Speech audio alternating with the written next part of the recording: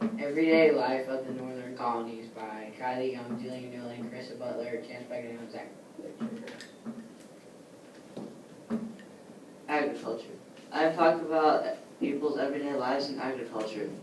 Farming was very difficult for people back then because many trees covered the land. People worked for hours every day to clear space to find a place to plant their crops. Farmers only made enough food to support themselves and family, but usually didn't have a surplus. They grew wheat, barley, rye, and corn. After clearing trees for such a long time, people realized they can start a lumber business. I did Every Life of Children, and children were taught by their parents everyday living skills. Masters of their art often took in children as apprentices.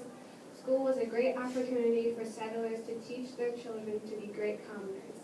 In school, reading, writing, and math was taught to the students. Always being in school meant there was barely any time for amusement. When a Puritan parent caught a child having fun or playing, they were punished because that was considered evil. I did Everyday Life as a woman, and they worked very hard in raising their children. And women also taught their children how to read, write, and do simple math. And on top of educating their children, they were also in charge of cleaning the house, cooking meals, and taking care of their garden, and making clothes for their family and other house-like duties. Women were often very busy, and the only day they got off was Sunday, where they spent the whole day in church. Parents were often very strict at this time, and many punished their children if they were caught playing because they considered it evil. Daily Life of Men. They hunted for fish and land animals.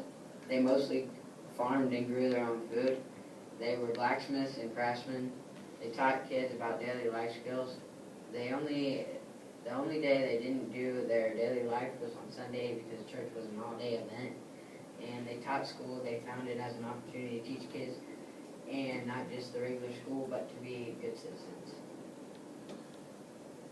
Once they found out that they could use the forests that surrounded them, they created a lumber business that really helped their economy. They used shipping ports to import sugar, molasses, and slaves. And the sugar and molasses they used to create an alcohol called rum. They fished and smoked and dried the fish, and they shipped the fish to England because they got them money. And since they got money from that, the seacoast became very populated because people wanted to live there to fish. And that's all we have for you guys today.